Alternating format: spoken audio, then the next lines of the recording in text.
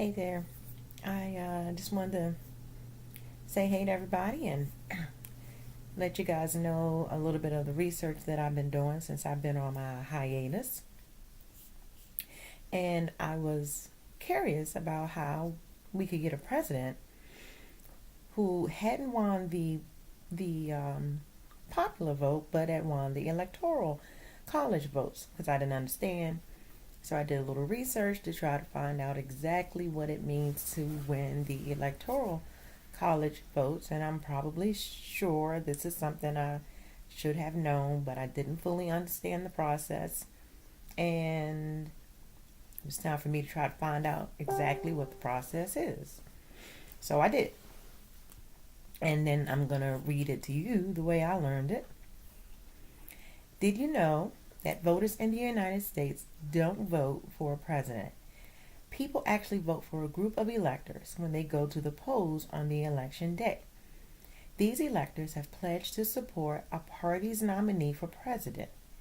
In many states, the ballot lists only the names of the nominees and not the names of the electors. So I know here in the state that I'm in, they don't list the electors, they only list the actual names of the president and vice president that are running for the position.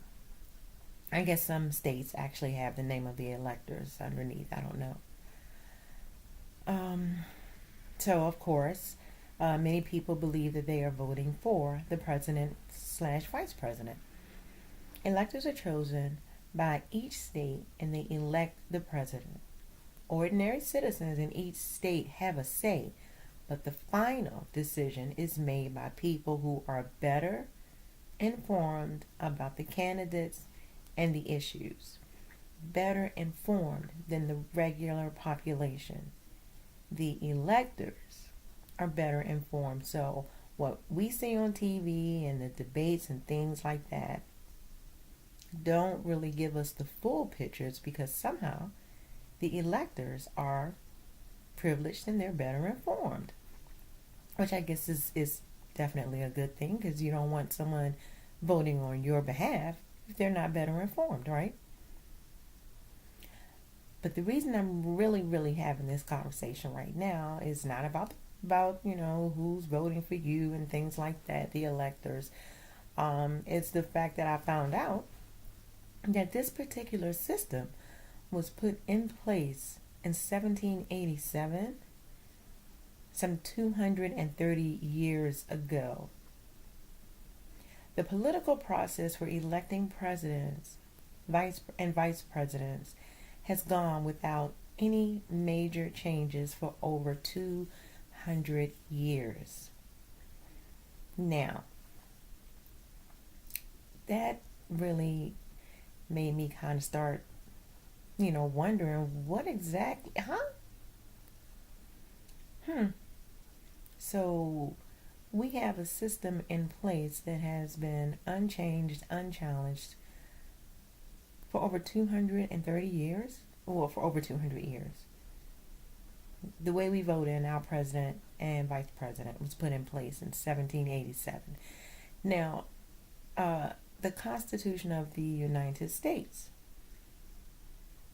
has gone through several changes um, over the amount of time that it's been in existence, and it's been in existence for over 200 years. One of the statements in the Constitution, just to prove my point, was written in 1787 stating that only a certain group of people could vote and they had to be over the age of 21. Now we know that has definitely changed because we can all vote. Huge change. I'm sure that there were people that fought for that change. And now everybody can vote. But the way we vote has gone unchanged and unchallenged for over 200 years. If you went to your doctor's office and you found out he was still using medieval practices that he's been using or his practice has been using for over 200 years, I do believe that you would question it and get together with a group and try to make sure that these medical changes were brought up to speed.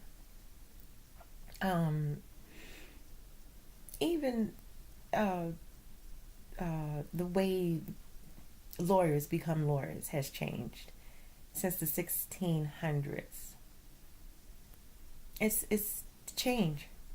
People talk about it, and they look at the process and they say, hey, as we want to be lawyers, but we don't want to have to dunk a witch in the water and things like that, and really being funny, but change.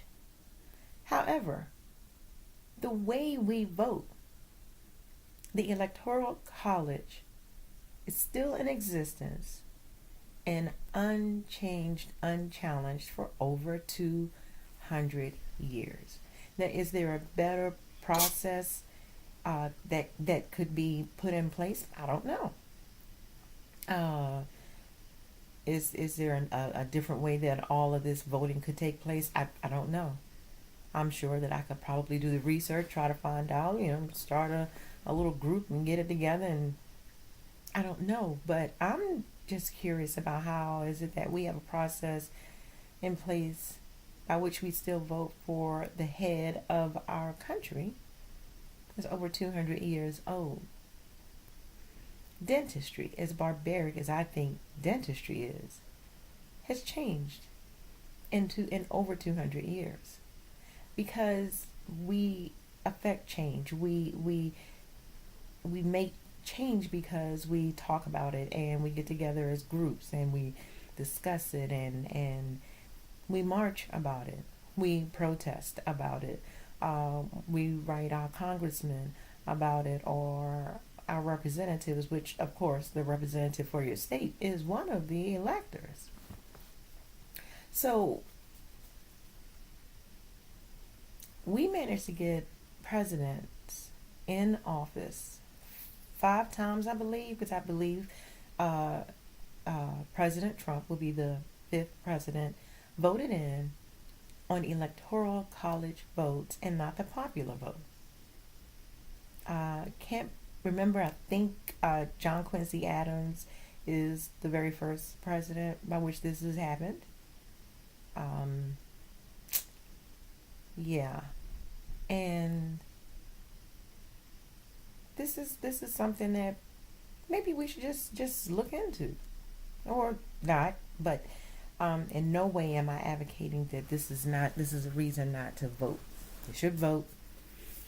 People fought for the vote, fought for our ability to vote. Women, men of all races, they fought for the right to vote, to be here in this country and vote. So you should vote. When you don't vote, you allow presidents to become presidents and vice presidents to become vice presidents that you probably would not have wanted anyway. Yes, you passively allow it to happen because you didn't vote. Does your count vote? Actually, it does. Because your vote does go to the Electoral College representative so that person can make that vote for you. Unfortunately, the representative for your state is not obligated to vote his political party, although that was the hope. If you had the representative that was representing the Electoral College for your state, they would vote for the actual nominee for which they are a representative of, Republican, Democrat, Independent, the Whip Party, whichever. Which is how we on occasion have these presidents who get in because the Electoral College did not vote, in some cases, their affiliation. Understanding the process is a start. Um, I'm just a little, I guess, taken aback because the process is over 230 years old. And I guess I'm even more taken aback to actually finally wrap my head around taking the time to learn what it all means. That's my own fault. I blame no one. But now I have to find out what would it take to change that process if I don't like it. If I feel like I'm not being represented properly by my representatives, what do I need to do to get rid of them? And get some representatives that's going to represent what it is that I would think be in my best interest and the people around us. Sometimes it's easy to do the to come at some of the smaller issues that we seem to think are really really big. Um, when at the end of the day, sometimes you have to look at maybe a bigger issue, which I think having a process in place that's a little over 200 years old, we're still voting people in this way. Um, Maybe that's the big thing that should be questioned, which would trickle down to what's really happening. I don't know. I don't have all the answers. I really don't have any because clearly I had to do the research. But keep that in mind. We're using a system that's over 200 years old, and I wouldn't be caught dead using a toothbrush that was over 200 days old, would you?